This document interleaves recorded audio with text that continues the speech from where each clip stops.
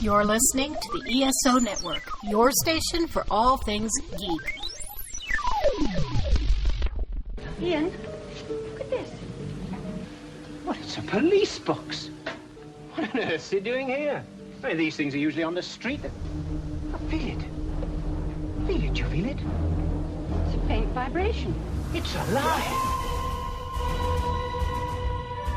Earth Station Who, a fun mashup celebrating nearly 50 years of Doctor Who universe. Hold tight. You never know where the TARDIS is going next. Who are you? Yes, I'm glad you asked that again. Bit of adrenaline, dash of outrage, and a hint of panic knitted my brain back together. I know exactly who I am. I'm the Doctor. Sorting out fair play throughout the universe. Now please, get off this planet while you still have a choice. Hey there, and welcome to Earth Station Who. That's right, folks. We're back for episode 3. That's right, 3 of season 12 of Doctor Who. We are talking all about Orphan 55. So we get to go on vacation with the Doctor and her fam, which is never turns out the way they expect it to be. And it'll be interesting to talk about. I hope we can make it more than 15 minutes, so it'll be cool. So we got a great crew to talk all about it. Of course, let's welcome Mr. Mike Gordon. Howdy. How are you this week, sir? Peachy keen. And, of course, we have the lovely and talented Mary Ogle. Hi, everybody. It's great to be here. And joining us once again is Kirby Bartlett-Sloan. Hey. All right. So we have a good show to talk all about this week. I said that very tongue-in-cheek.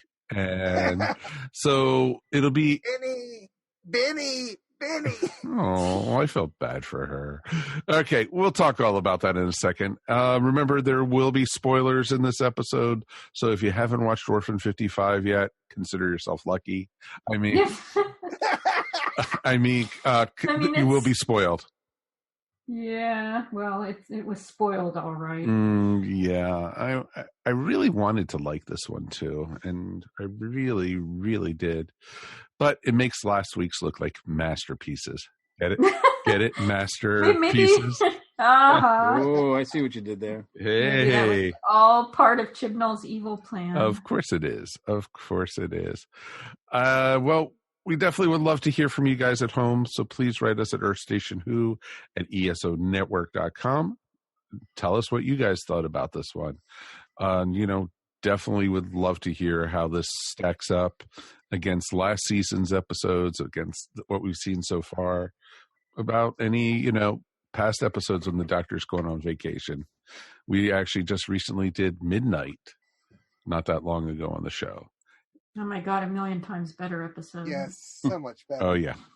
Most definitely. And, we thought Ryan was going to fall in love. Aww. So let us jump in. Only Ryan had fallen in love and left the TARDIS. Yeah, stayed behind with the rest. Oh, yeah. So this originally aired the 12th of January, 2020. And, of course, Jodie is the Doctor, along with Ryan, Yaz, and our best friend in the whole world, Graham. This is all Graham's fault this episode, by the way. Because he won the trip on vacation. So he put the coupons together. Exactly. I want to know the economics of those coupons. Mm-hmm. Exactly.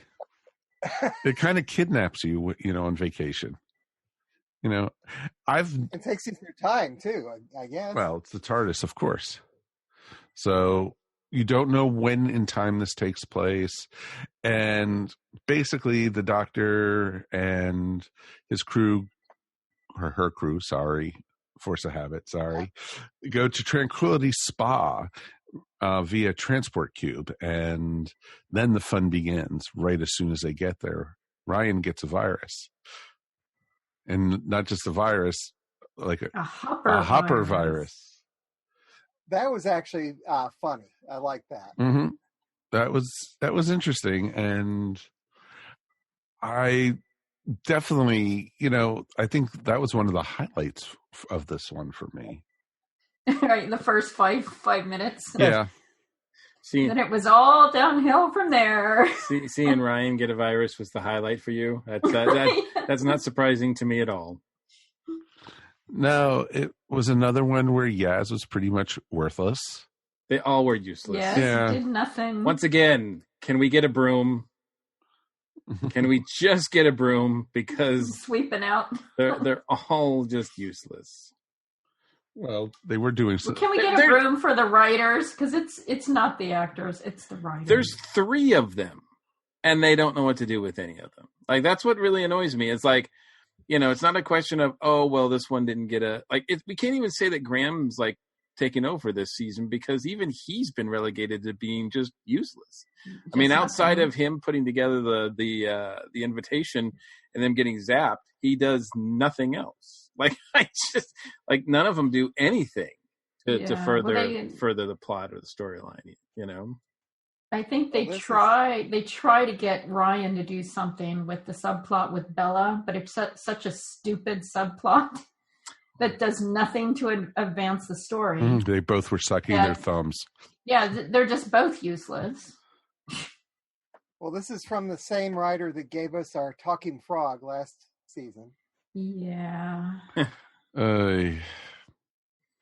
Wow. Okay, we had to go there. Okay. But yeah, it was, we have talked about this multiple times. It's not the actor's fault at all, for these episodes being bad. It's the writing and it's Chibnall. Well, I can't, well, yes, I can't, we can't blame the actors because we really haven't. Well, with Bradley, I know that I've seen him do competent work. The other 2, I've never seen them in anything else. So I have nothing else to compare them to. I can only hope that they're above this material, but yet they've done nothing to help us prove that. They certainly don't, I think out of all of them, Jodie is the only one that rises above it. Really. Well, she was great once again, though. I agree with you. And even she struggles at times, but I think it's to her credit that she rises above the material that she's given, and she's the only one that's doing that. Yeah, she is trying so hard in this episode. I mean, she is selling it every step of the way, even though she is saddled with the clunkiest dialogue, just hours of exposition. I mean, the tenet of writing a show, don't tell. And throughout the whole thing, she's practically narrating the episode, trying to make sense of this whole incoherent mess. And I give her credit for really, really selling it. But it is just, it's so badly written that it just it goes nowhere. It is the explanation of what an orphan planet was given twice in succession. Yeah, I noticed that too. Yeah, when the second time I'm like, didn't we already answer this? I mean, my word for this episode was disappointing, because I feel like Jodie Whittaker is a treasure. She's like she's a wonderful actress. She's a great doctor, and for her to be saddled with this kind of material is just disappointing. Well, and I'm gonna echo that, and on top of that, skip to the end, because the message that she gives at the end is so powerful, and she delivers it so well that it really makes me forgive a lot of the crappiness of this episode. I shouldn't, but it does, because she delivers it so well, and I know that. On the one hand, I know what they're trying to do. I didn't feel that it was like I mean, yes, it had problems, but a lot of them I could oversee. And it just wasn't rising above what I would expect from this series. So I kept thinking that it was going to be cleverer than it was.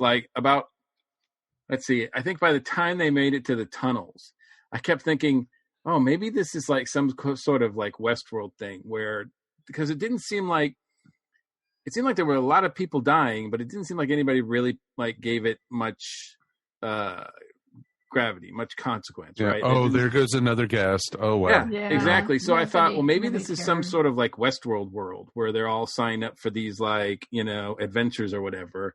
And they're not really in any danger. I thought there was going to be some twist there because we never saw what happened to anybody.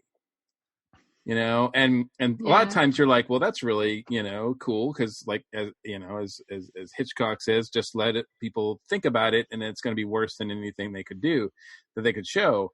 But in this case, it did nothing they didn't even give us a hint. It was just like, oh, people are disappearing. And we had no idea what was happening to them. So you didn't know if they were being eaten, just killed, whatever. Right. You don't know what was happening to. Is that like Benny? Yeah. Yeah. The Benny was the perfect example. But even before that, when guests started disappearing, like I said, we didn't know what happened to them. So we saw a couple of people react, but I don't think that was strong enough. I will say this. Yaz has the best horror look on her face. We've seen it multiple times on the show so far, but we just got to see it again tonight. Oh, when the woman goes? Yeah, when the old lady goes. Benny's would-be fiancé goes? Exactly. Yes. The best horror face, though, was the doctor when Graham mentions his Speedo.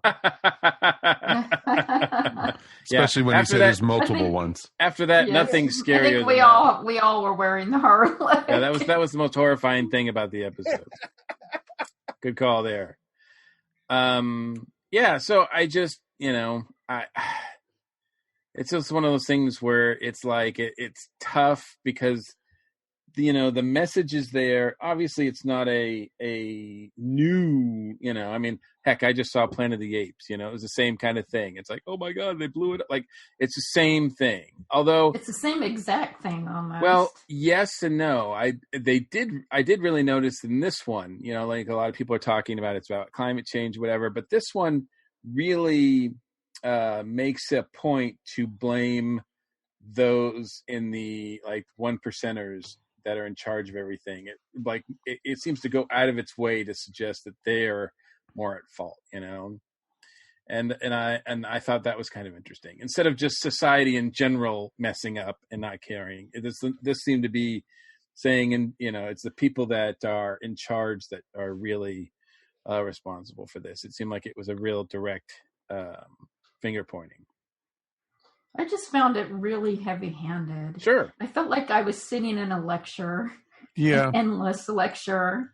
And I absolutely agree with the message. And I have nothing against having a message as part of the story. I actually love it when a story and a message work together. But you can't make the message more important than the story. They have to be like co-equal partners, and they have to kind of drive each other. And in this one, I just felt like over on this side, everybody's running around, and on this side, the doctor's lecturing us about climate change. And Jodie sold it. She did it well. I agree with that. But I just think it was clunky writing. There were I saw a lot of comments online of people complaining that Doctor Who shouldn't be doing anything like this with the lecture and everything, and yet this is the Green Death. They've been doing this all along. Yeah, exactly. They haven't been watching Doctor Who. Always been political. Over 50 years worth of this. Come on, Always. guys. Yeah. I think it's, as Mary pointed out, this is just so bloody obvious that I think that's more insulting than the actual message, right? And when it's, when she's saying things like, it's not decided, you forget how powerful you are. You can choose. You can do something. It seems like empty words when the people around her are just useless and not doing anything. Like it's like Mary said. It's like you have to show us. Don't just say this. Like the speech is a good one, but unless the characters are doing something that proves that this is capable, that we're capable of this, then it just falls on deaf ears. Really, it just doesn't. It's empty words. Oh, very much so. I'm going to throw something out. These monsters looked very familiar. They looked very similar to the creature that the Doctor and Rose were chasing after at the beginning of Love and was it Love and Monsters? Love and Monsters, yeah, that's a Hoyx. They look like crosses between a Hoyx and Weevils from Torchwood. Yeah, very much so. And it was just I like the look of them. They were good.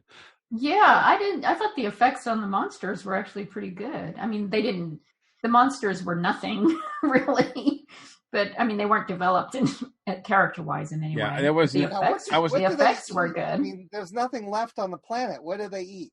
Each other? Humans. I don't know. Yeah. We don't even know if they're eating people. Yeah. Because we didn't see anything. Exactly. I don't know that they were eating people for food. I don't know what they were doing with people. So, apparently it was something horrible, but we have no idea what it was. So, yeah, obviously that's not their main source of subsistence. But they were doing something with the people because you didn't see bodies laying around the station when everyone was running through them. Sure. They were carrying them away to, I don't know. Mm-hmm. Well, yeah. I mean, they were just Morlocks, basically. I mean, yeah. Oh, exactly. That's exactly right. It was basically, the time machine. No pun intended. It's interesting. It's interesting to me. Sorry, Kirby. It's interesting to me, though, that this is not even the first time we've seen like Earth. It's this big revelation that this is Earth, right? Where it's like, we've seen plenty of stories in Doctor Who where the Earth doesn't make it. Like the Earth is not a happy place to be in the future. There's a lot of different. I don't think we've. I'm trying to think of any time where we've seen a future where the Earth was cool. Like usually it's either destroyed or colonists have gone some other places and created a new Earth or whatever. Well, exactly, because they're escaping a plague.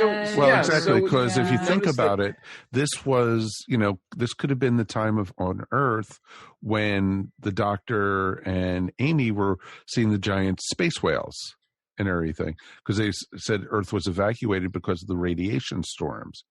Mm-hmm. And, and that also touches it back to the Tom Baker era. Same thing, because with the space station. Yeah. And I thought of and that. even though, the Earth is, in this case, not inhabitable because of the situation that we put it in, we all know that science-wise, the Earth is limited in terms of how long it's going to be around. And we are going to, at some point, need to get off the planet if we want to survive as a race. Our sun's going to go and we have to move somewhere. So the Earth is going to be destroyed. If you go far enough in the future, you're going to see that. And Rose did. Right. Yeah. You just have to go to the second episode. That's true. True. So, it's not a shock to say that, oh my God, Earth, they seem so upset about it, and yet it's inevitable. That's the thing that, obviously it's more upsetting to know that we didn't do something about it and that kind of thing. And yes, that kind of does suck, but we have no real indication here of how far in the future we are. If we're transported through time and space through this an invitational device, we have no idea. So it must be, I don't know. I don't know where we are in the beginning. So, we've seen several times where the Doctor takes his companion someplace, even intentionally, to be a relaxing trip, and it never works out that way. That's, you never invite Sherlock Holmes for dinner because someone's going to die. Like, it's just, right. Or Angela Fletcher for that matter. It's like, and it's not. So I did like the fact that they didn't even waste any time. Like, with like they were, I don't know, relaxing for all about 3 minutes before shit started going down. So it's like we all knew something was going to happen, and they just got right to it. And at least I appreciated the immediacy of that. It's like, just don't give us this 15 minutes in, oh my God, something's happening. Mm-hmm. I started a list of other Doctor Who stories that I got hints of in this as well. The main two were Mysterious Planet and Leisure Hive. Yeah, very much so. Yeah. Well, yeah, midnight. That emoji one. Yeah. The spa and peril trope is alive and well in Doctor Who. Oh, well, God, not yes. so well. Well, think about it. Even at the beginning of the 5 Doctors, the 5th Doctor took Tegan and Turlo to this planet in the Eye of Orion, which is the most relaxing planet in the galaxy, so they could all chill out. And then he started having himself ripped apart. Yeah, if you're a companion and a doctor tells you we're going on vacation, run. Mm-hmm. I mean, that's pretty much true wherever they're going, right? Yeah. I suppose there are times where it doesn't happen, and those are the times we never see or read about because they're not that exciting. But it does kind of just give us this one impression, like, yeah, if you travel with the Doctor, you're gonna, your heart, endless torment. Your heart is gonna be racing. That's why, like at the beginning of the season, when Graham's, at the Doctor's, I'm surprised the Doctor didn't register any sort of high levels of anxiety, cardio, like that kind of thing. Because I'm like, dude, he's been traveling with the Doctor, like he should be in all kinds of weird shape. Yeah, that actually would have been funny if he had turned and said, I think you need to cut down on the stress a little bit. It's like, exactly. I want to see the story with the deep space squid that they were cleaning up at. Yeah. Yeah. Yeah, it's bad when the let the tentacle jokes proceed. Exactly. Ba-boom. If only that squid would have won. Oh, well. But then, it was interesting because they also touched on it. The Doctor's still in a mood. Obviously, the picking up from the end of last episode. Sure. I think that's the only thing we've got as a tie through line for that. Yeah. Mm-hmm. Exactly. That and the fact that they're starting not to trust her. More so. Because, not only when they find out that it's Earth, I think Yaz says, how long did you know? Like they're asking questions like they don't. They're second guessing her. They're really not trusting her, which I thought was kind of interesting. Yeah, I think that the Doctor knew before they ran across the Russian side. Oh, I'm sure. Oh yeah. Yeah. Well, when they got out of the space van or whatever you want to call it, space van, and there was barbed wire, used to stop it. It was like, wow, it looked kind of like Earth. That van reminded me of a 70s movie. What was it? Damnation Alley. Yes, very much so, actually. Yeah. I think, and also, just to point out more inconsistencies, it really kind of was stupid and sloppy when at the beginning of the episode, the Doctor goes in and fixes their, neural net or whatever their neural net, right? And someone's like, I think the person's like, how could you fix that? And she's like, I could, how can you recreate that? And she's like, I can create you if you give me enough ingredients or whatever. And then later on, when the transporter, only one person can fix the transporter. I'm like, are you kidding me? Like, you just told us like 40 minutes ago that the Doctor can fix anything. And now there's this transporter that only one person, actually the kid, can fix. Yeah. Oh, the kid is the brains of the outfit. Just terrible writing. It happens that the Hopper virus is the only thing that could fix it, too. Yeah, it just seemed they were lucky they had the Hopper virus. Yeah. Well, duh. What a coincidence. Yeah, that kind of sloppiness is like that. Yeah, that doesn't help matters at all. Well, it's also, even the costuming was sloppy. Like Hyphen with a 3. She looked like a bad reject from Cat's outtakes. And I was thinking more like Barf from Spaceballs. What? Yes.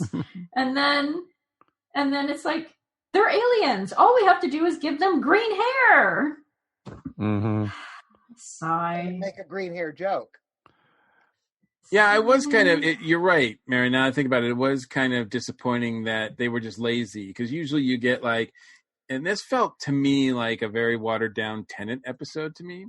I was thinking of the one where they're on the Titanic or whatever, and I'm thinking at least we had interest in alien species characters that we could Voyage of the Damned. Right, that we could kind of like follow and be entertained by. But here it's just it's just kind of like your typical, badly written tourists, and it just didn't do anything for me. In that case, it felt more like a John Nathan Turner script or something.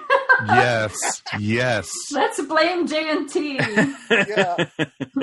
No, that's a good way to put it, actually.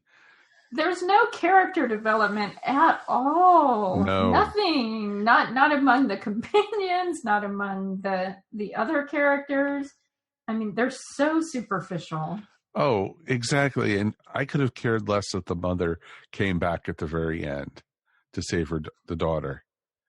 And it was, oh yeah, that was a stupid subplot anyway. Mm-hmm. It's like, it's just like, it's just getting stupider and stupider as the episode went on. It's like, I don't care. I really don't care. It's like Bella betraying Ryan should have been this big moment. We should have been like, but nope, we don't care. Don't care at all. Mm-hmm. And Bella's terrorism thing didn't make sense either. Came completely out of nowhere. Yeah. Yeah. Yeah, especially because it was kind of inferred that she was the one responsible for the viruses, and yet she was sitting there sucking her thumb. I'm like, did she get a virus? Like, She handled the virus. She mishandled her own virus. That's how that happened. Gotcha. As you do. Like, you had to be smart enough to figure that out, though, because the story didn't tell us. Not smart enough. You just had to care. Exactly. That's a better way to put it. Wow, we're tearing this one apart. Well, sorry, folks at home. It deserves it. Yeah, it really does. It one was of the worst it was horrible. Doctor Who stories I have ever seen. Ever? Let me show you a couple Colin Baker stories first. Oh, it's right up there I with know. Sleep No More. Wow. Yeah, Mr. Sandman. And here I was hoping that, I was actually looking forward to something we were going to get that wasn't written by, Chibnall, and we just go even worse into it. And it's like, I don't I don't know what the future of this series is, really. It makes me wonder, because we're 3 episodes in, that's what, a fifth of the series, right? Yeah, we only have 7 more weeks of this. Yeah, 7 more weeks, and we wasted 3, right? So, I don't think we wasted 3. We didn't No, I enjoyed last 2 episodes. Yeah. Okay, well, good for you. Well, exactly. Good for me. And I was entertained. But this week, no, I was not. Well, this week's looked good. I mean, the Tenerife locations were nice. Yeah, I agree with that. I agree. And, the giant, I guess... Quarry. Yeah, there was a bit quarry running. No, that's Mount Titi. Yeah, it was a dormant volcano. So, but it looks like a quarry. It might as well have been a quarry. Exactly. And they had a giant, looks like the Kingdom or something there. It was just... That's the auditorium in Tenerife. Okay, so you say.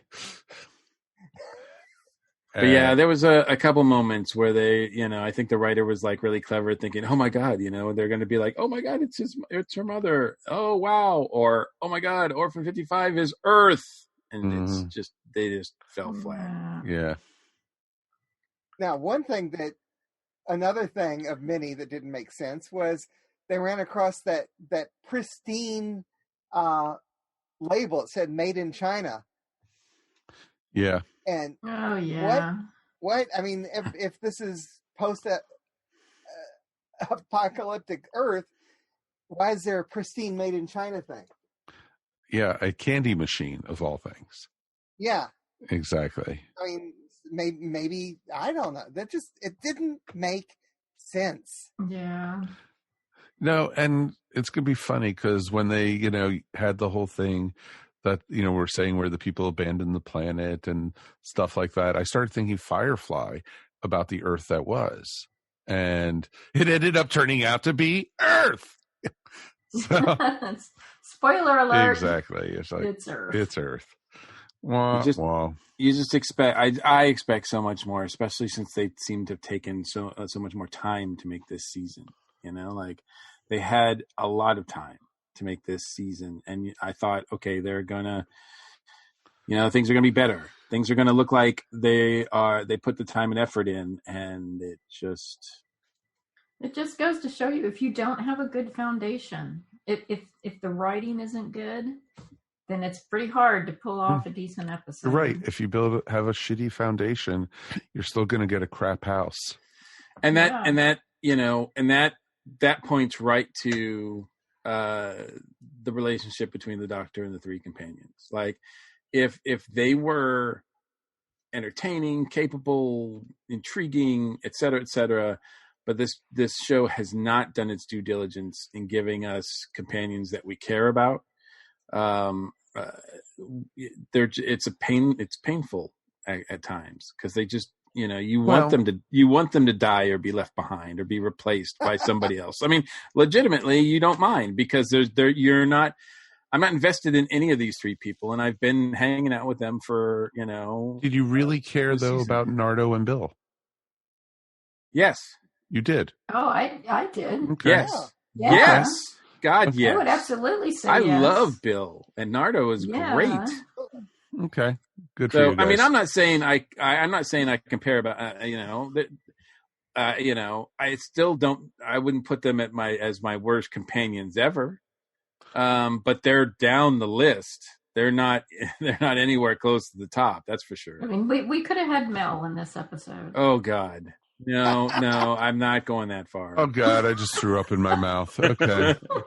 because at least I can listen to them without wanting to claw out my ears. Just think, you could have gotten, of course, Graham in a Speedo.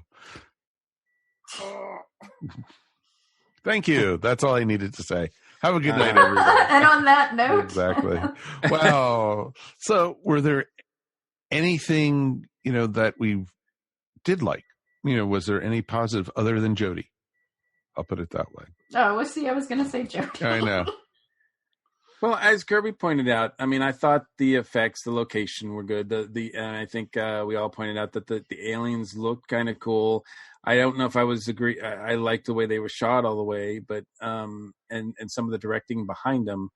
But I mean, they were kind of interesting looking, and I'll give them that. As far as Doctor Who monsters go, we've certainly seen far, far worse.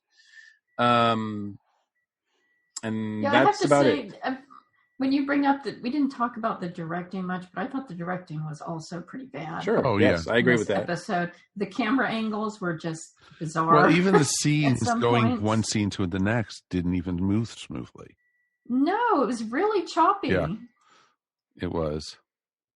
Well, and the best case in point of that is, like I said, we didn't feel like we were in danger. I didn't feel like those monsters were threatening, because I couldn't even get a glimpse or a hint of what they were doing. And that's bad directing. I mean, you can write, someone's writing down the monsters are taking out guests left and right and all that kind of stuff, but it's up to the director and the editor to make us want to hide behind the couch, right? And you don't even feel that at all. You could run away from them quite easily. Yeah, that's true. You could. And these people must have been stormtrooper trained for shooting. Come on. Oh, yeah. I mean, a good director actually can almost get by bad writing. I mean, they can really elevate bad writing to at least make it enjoyable. But that is not what happened here. No. Nope. So I don't want to keep on tearing this apart and everything. Any final thoughts before we go ahead and rate this one? Wow. Okay. No. Okay, so let's go ahead. 1 out of 5 TARDISes. Kirby, you get to go first since you're our guest. 1.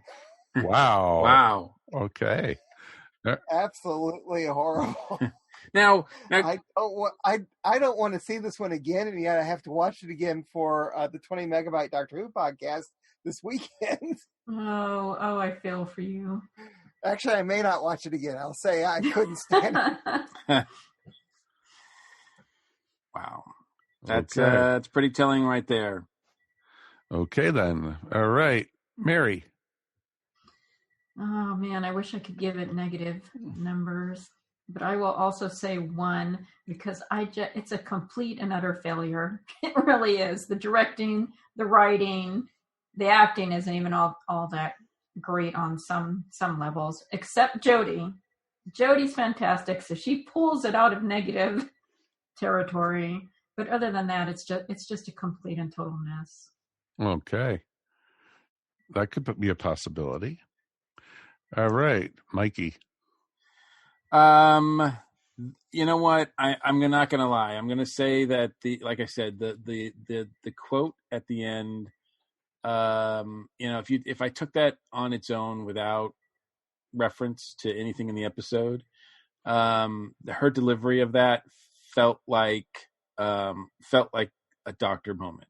And I haven't been getting a lot of those from her in this series. So I really appreciated that. I thought this was, a very, very cool doctor moment. And I love it when the doctor has these things to say. I'm not happy about how we got there, but I like the fact that we got there. And because of that, I'm going to go as high as give this a 3. Okay. That's totally fair. Wow. I'm going to give this one a 2.5. I would have gone lower if it was Colin's doctor, maybe. But Jodie actually saved it for me. And agreed. I did like what she said. And, how she said it. The future is not written yet. And, you have people, your politicians and blah, blah, blah. They're trying to make the political statement. And is too little too late was my thought for that. And so it got a 2.5. I don't like going below a 3 for Doctor Who, but this one deserved it. It was a true stinker. Were any of these actors in it actors we were supposed to know? Yes. Or anything? Yeah, I actually had heard a lot of people were disappointed, and they were really excited. I should say they were really excited for Laura Fraser appearance on the show, and a lot of people were disappointed by that. She was in Breaking Bad and Better Call Saul, and she's done a bunch of other stuff that a lot of people know her from. So I know that she was one. There's one of the guys. I think the green-haired dude is a comedian, a YouTube comedian star, something like that. James Buckley. He's a stand-up comedian, and the boy Silas was in his Dark Materials. So they had some people that I think made this for some people compelling, and there was a level of excitement about it. But I just want to I know I guess I should have mentioned this with final thoughts, or whatever. But as far as Doctor Who being heavy-handed and all that kind of stuff, I sometimes I don't mind. I think sometimes subtlety doesn't work. I think sometimes people need a slap in the face. I think it does need to be heavy-handed at times. And I don't mind that at all, especially in today's environment when it seems like so many people are not effing getting it, right? The message is not being heard. So if some shows are taking it upon themselves, or things are taking it upon themselves to try to get that message out, as quote-unquote heavy-handed as that may be, then God bless them. At least they're trying to fight the good fight. And, I'm not going to come down on a show for that. But when it does so in a kind of empty way, and not an entertaining way, then that's a problem. But as far as the message goes, this is a message that people need to hear. It's relevant now. It was relevant when Rod Serling did it in Twilight Zone, and in Planet of the Apes and that kind of thing. It's even more relevant now because we didn't listen back then. And you know, I mean, I don't know how much more louder this messages like this have to be like shouted before people kind of go, oh, well, yeah, okay, let's do something about that. Yeah, I absolutely agree with you that there's nothing wrong with using a platform such as Doctor Who to deliver a message. And I think that's a very important message. And I can applaud them for being willing to go there. I just wish they had done it in a better way. Me too. No, agreed. Well, we definitely would love to hear from you guys at home. Address everything to Mike Gordon, of course. All flame mail goes to. Exactly. At EarthStationWho at ESONetwork.com. Oh, one thing with this one more time. I watched it last night with my oldest daughter, and she loved it. So there you go. Really? Hey, that's, you know what? That's okay.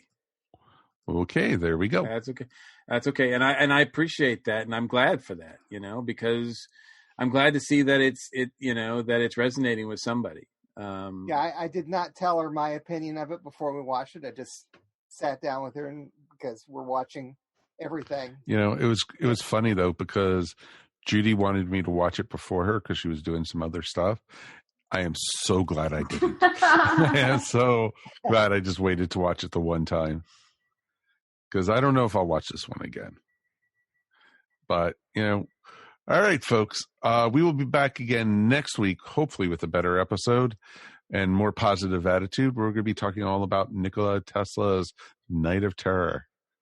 It should very interesting to see. I love that title. Oh, just the title alone. I love the idea of the Doctor and Tesla meeting. I love that. I'm like, fingers crossed, do not F this up.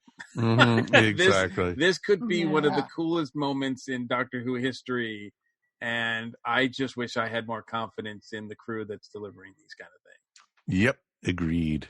So, of course, we'll be back. You could find us, of course, up on iTunes, Stitcher Radio, wherever you listen to your favorite podcasts. We will be there. My name is Mike Faber. Let me thank, of course, Kirby for being here tonight. I'm glad to be on. Thanks for taking one for the team, Kirby. It's always good. It's always awesome. Where can we find you, Kirby? I'm one of the crew on the 20 megabyte Doctor Who podcast. It's 20MB Doctor Who podcast, which is based out of the Isle of Wight. I'm one of the token Americans there. And right now we're going through these same stories. But when we're not talking about new Doctor Who, we are going through all Doctor Who. We started at the beginning about 3 years ago, and we are currently in Peter Davison's era. Awesome. So hopefully you'll have fun talking about this one again. So yeah. Thanks for joining us on a wonderful occasion. And Mr. Mike, always great to talk to you, sir. And as always, it's my pleasure. And Mary, thanks for putting up with us tonight. Oh, thanks for having me. It's always fun to talk with you guys, bad Doctor Who or no. Exactly. You know, any Doctor Who is always fun to talk about. And trust us, we have a lot of bad Doctor Who to talk about still on the show. So, and I don't mean this season. We don't know anything that's happening on the season. So until then, we will be back next week. See you all then. Peace and have fun traveling through time. Boom. Done. You have been listening to Earth Station Who, a bi-weekly pop culture podcast dedicated to all things Doctor Who, featuring talent from across the universe. All topics on the show are the sole opinions of the individual and are used for entertainment value alone. You can subscribe to our podcast up on iTunes, Stitcher, or follow our blog at www.esopodcast.com. You can also follow us up on Facebook, Twitter, or Google+. If you enjoyed the show, please leave feedback up on iTunes.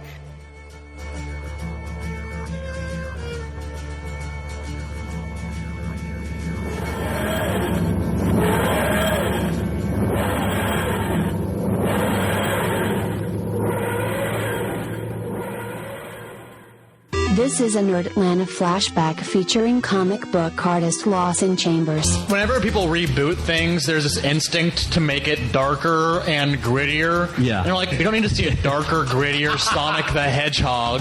That is wild to me. That, like, in our modern age, our trailer for a movie could come out and fans could go, no, we hate the way that little blue man looks. Change it. New podcast episodes will be available soon. This has been a broadcast of the ESO Network.